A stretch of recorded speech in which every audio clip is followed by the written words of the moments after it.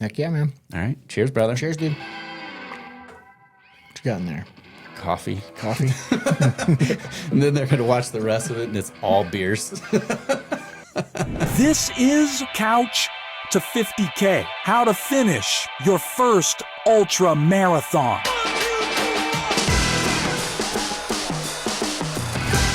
All right. What's up, Matt? How we doing? What's up, dude?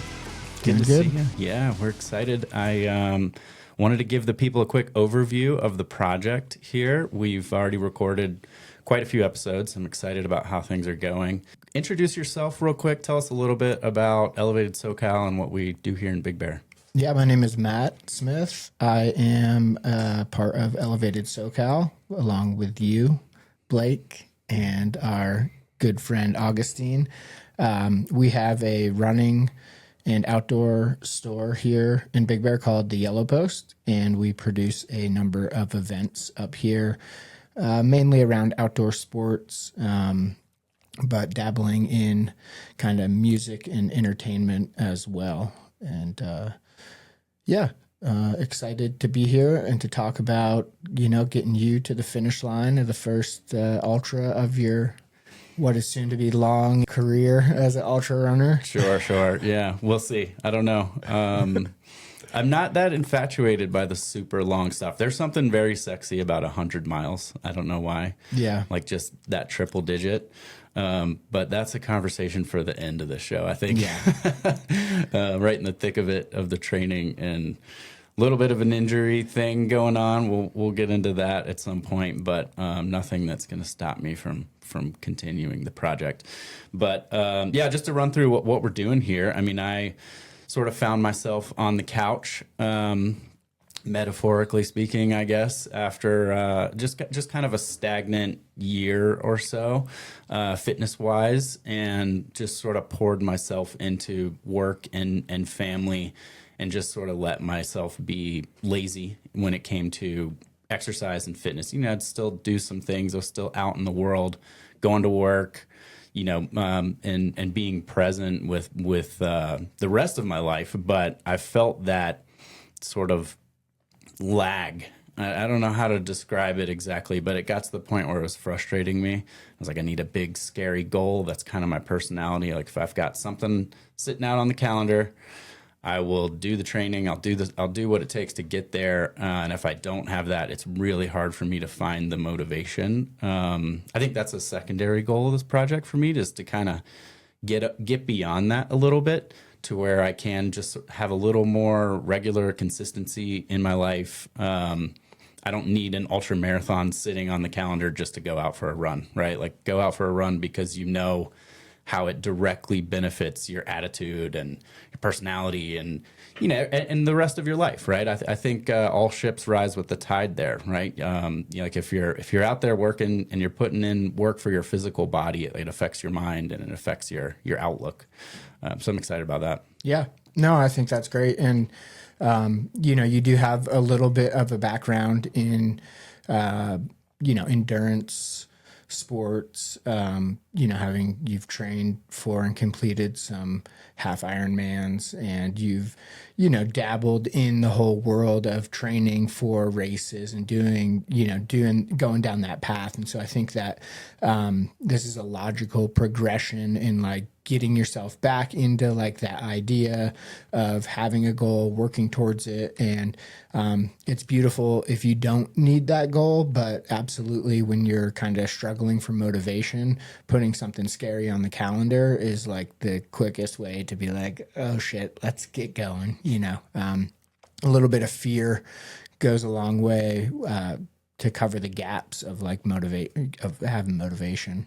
Yeah, for sure. Yep. Definitely do have a little bit of an endurance background in there. A lot of triathlon stuff for a while, but I never focused on running, even though running is obviously a big part of a triathlon. It makes or breaks the race by the end usually. But I just wasn't that interested in it. And I also wasn't interested in being the best triathlete. I was more of a social, middle of the pack kind of guy, just out there having fun, but getting my workouts in with the group. And that was a lot of fun. But I bring that up because I really want to develop that I'm a runner muscle, whatever that is, right? And I've noticed it in very small doses when I can up the frequency, meaning running 4 or 5 times a week as opposed to just getting out there once or twice a week. There's a threshold in there where I would enjoy it, right? And that's weird to me. Like, it seems like the more rested you are, the more fun you'd have out there. Your body's feeling better than it. But for some reason, it's always been kind of the opposite. And I want to like do so much over the next 6 months preparing for this that I don't forget that feeling, right? And know that let's stay consistent. And if you don't stay consistent, the next one's going to suck. I always go back to and I don't know where I heard it, but running is very much like, what have you done for me lately when it comes to the vibe? And I mean, I've found that to be true throughout my entire, career of running and going to longer distances and ultra longer stuff. It's like, even after completing an extremely difficult 100-mile race, you take a little bit of time off to recover, and then you slowly go to get yourself back into it, and you wanting to pick up right where you left off at like peak training for 100-mile race, but you're nowhere near that after, going through the whole mental, process of training for, peaking for, and then completing a goal, and then taking time off, recovering and letting your body heal, and then going to get back out there again. It's like going back to zero, and you got to start over with just the basics again to get to get back to that feeling of like, oh, I'm a runner, because that is very true. It's like, if you're only getting out 1 or 2 times, regardless of how much experience you have, like, it's very difficult to have that feeling. Once you're in it and you're running a lot, it's just a natural thing that you're going to encounter. It's like, oh yeah, like I'm doing this. Yeah, for sure. Well, I know when we first started talking about this project, you had mentioned, coming off of a little bit of an injury yourself and fairly significant time off. Tell us what we're pretty deep into it at this point, but tell us where you were at the beginning and what you're training for. Yeah, I hurt myself, and I'm, dumb and stubborn and broke, so I didn't go to a doctor. But I hurt myself at Cocodona 250 last year in May of 2024. And it was more than just like the overuse injury from running really far. Like it hurt something in my knee, or a tendon in the area, or a muscle. And I really had to take significant time off afterwards. I didn't really start getting back into training until kind of the end of November 2024. And December was like the first month that I felt like I started to run consistently. And I am again training for Cocodona 250, which is less than a month away at this point. It's the first week of May. And so I've been, while we've been doing this podcast and going through the training plan of getting you to your first ultra marathon finish line, I've been kind of ramping up in the same kind of spirit from, not doing anything for 6 months to getting myself prepared for a 250-mile race. Yeah, absolutely. Yeah. Well, how you feeling? Feeling good, man. It's like hard to not get excited, because I know that feeling good in training and putting together the race are completely different things. But currently just up here in Big Bear for a day this week, and the rest of the week is in the desert, just getting baked by the sun and doing some bigger runs out in the park, and enjoying the process of preparing myself. So yeah, I feel great, it's kind of cool. Yeah, that's awesome. Yep. Feels like body hardening down there almost, right? Yeah, I do a lot of I barefoot on the sand and just, run around with no clothes on. I mean, wear shorts, but just try to get my body ready to be in desert sun for 3 days. And, just the mental like fortitude to like, okay, yeah, it's noon. It's really hot. Sun's beating down, but if I can just suffer for a couple hours, it's going to go away. And, try and turn myself into a camel, Yeah. drink a lot of water at the beginning and then just let dehydrate myself. Oh man, doing hard things, definitely a theme and a mindset that we get into quite a bit throughout this project. So quick overview of the project. It's 6-month project. We took the first month to just get off the couch, start moving. And then another month to kind of build on that, and then really 4 months of a kind of serious running training plan that is focused on getting to the finish line of that first ultra marathon. That framework has worked really well so far for me. We got the bulk of the longer runs and that stuff coming now, which I am excited about.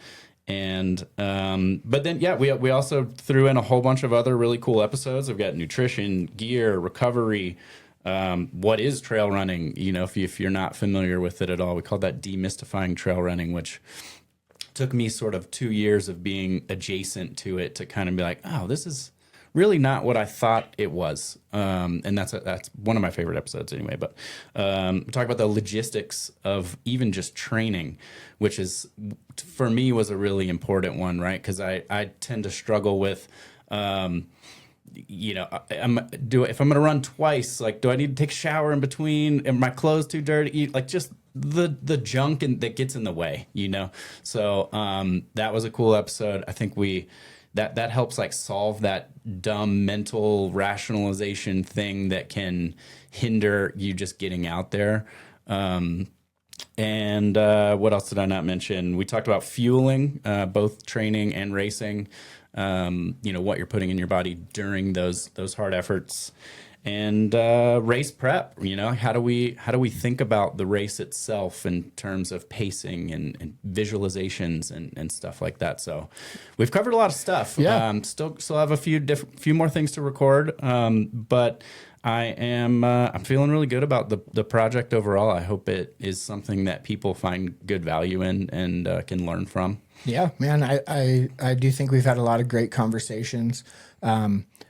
For anybody listening and anticipating, what we're going to be talking about throughout the course of this, why don't you tell them a little bit about like why you specifically, you mentioned wanting to get off the couch, etc. But why is it like an ultra marathon? Like what is the the why behind that part of this? Yeah, so I think there's two things. One, it had to be big and scary enough, and that comes out of me recognizing that I'm a better person when I'm leading an active lifestyle, and I'm more fit. Feel lighter on my feet, just have more energy. Besides times after the workouts when I'm exhausted, but your body craves better foods. That's the personal side of it. I just want to be a better human, be a better dad, be a better business partner, be a better husband. And I've noticed for me that happens when I'm much more physically active, right? And even more so than what you might consider the average person, right? I've never really been 3 times a week at the gym kind of guy. It's either like every day at the gym or whatever the goal is. And I have more fun kind of chasing a goal than I do just sort of plodding along, I guess. So that's the personal side of it. And then similar to what I mentioned earlier about wanting to become a runner, I think that's why I sort of landed on ultra, is I just want to have that feeling of knowing that I'm a runner, right? That I can go out and run and do it consistently, and enjoy it. It's not like a pride thing. I don't really want to claim I'm an ultra runner. That doesn't really mean a whole lot to me, actually. But what does mean something is knowing that I can be consistent and then accomplish that goal, right? It's cool too, right? But yeah. Well, and I think that, how long have you lived here in Big Bear now? Big Bear's a big part of it. Yeah, it's been 5 years. Yeah, and I would say that like we live in a place where if you are capable of going out the door and running around and exploring, it's like endless and it's beautiful. So having that as like a, oh man, I'd like love to be able to just go run up that peak right there. I mean, it's like it is like it's like thrown in your face of like, oh, I can't. Like if you can't do that, then it's like, why am I here? Because that's a huge part of why Big Bear is such a great place. And so what race are you targeting? The Holcomb Valley Trail Run. It's a race with a nice long history, and it's also very approachable. You know, it's not a UTMB big, bad, crazy thing. We've volunteered there, and friends put it on, and it's big and very competitive. It brings out some super fast runners, which is cool. So it's a nice balance of being kind of that local community feel of a race, a little more relaxed and hopefully supportive on race day, but also big. It is a big thing. You know, it's I think it's 33 miles. We're calling it 50K, so it's a touch more than that. A couple bonus miles in there. It's a Big Bear 50K. Right. I used to have a thing because when I put on the Kodiak back in the day, my mileage was never correct, like never right. So I would just tell people like at the pre-race briefing that you measure miles differently at altitude. And like to see the confusion on people's face, like they didn't know if I was like, it's like, is that real? Like miles are different at altitude, you know? But yeah, great. so 33 miles, that falls within a Big Bear 50K. Yeah, sure. yeah. I love it. I'm excited about it. I think I think that's a great overview of what we're trying to do here. My goals, my background, a little bit about who I am and who you are. I guess your role in this is to really serve as a mentor. You know, we're not getting full on into coaching here and detailed training plans or anything like that. At least on the podcast, I'm trying to get pretty specific for myself. But there was one thing that you mentioned earlier too about that we see a lot in the running and endurance world where there's these elite athletes, right? And people will suck out portions of their training and apply it to themselves. There is, and I would just caution on you know a potential pitfall of like you see elite runners often you know kind of move into a coaching world, or they kind of share their coaching plan that they were given with, you know, amateur runners or up and coming runners. And, you know, you just got to take it with a grain of salt because it's not easy to put forth the training that it takes to be an elite athlete. And to finish an ultra marathon, you don't necessarily have to train like an elite athlete. Now, you can obviously take away all kinds of good things from training plans, but just because like the dude that is, you know, winning all the races is putting together 120-mile weeks and, you know, doing, you know, track workouts and all of these things, it doesn't necessarily mean that is the best way for just average, you know, person who's looking to kind of get the most out of their ability to approach running, especially your first ultra. I mean, it's a for sure. You know, it's kind of setting yourself up for potential failure or injury. And really, it's more about putting in adequate physical training, but really, you know, like we'll talk about the mental side of getting yourself ready for an ultra. That's going to be like the really big thing that you want to get your head around. Yeah, I really like that. I think I can meet you in the middle a little bit on it. I'm not trying to win the thing. I couldn't win it at this point if I wanted to, right? And that's fine. But I am trying to do more than just finish it. You know, we want to do it. We have a good friend, Andy Glaze, who likes to say, smile or you're doing it wrong. Right. I want to have fun on race day. I want it to be a celebration of all the training that was done, and the more prepared, the fitter I am, the more fun we'll have out there. So not trying to go to the Olympics, but also not trying to just go do 125-miler to know that I can get through it and just gut it out. Like that doesn't sound like much fun either, right? Man. Well, you're on a path, dude. on a path to the finish. Yeah, that's right. Following the trail. Hell yeah. Cool, man. Well, I'm excited for it. Excited for everybody to hear the individual episodes and follow the journey. Yeah, man. All right. Cheers, brother. Cheers, dude. What you got in there? Coffee. Coffee? And then they're going to watch the rest of it, and it's all beers. I was like, these guys aren't doing anything but drinking beer and wine.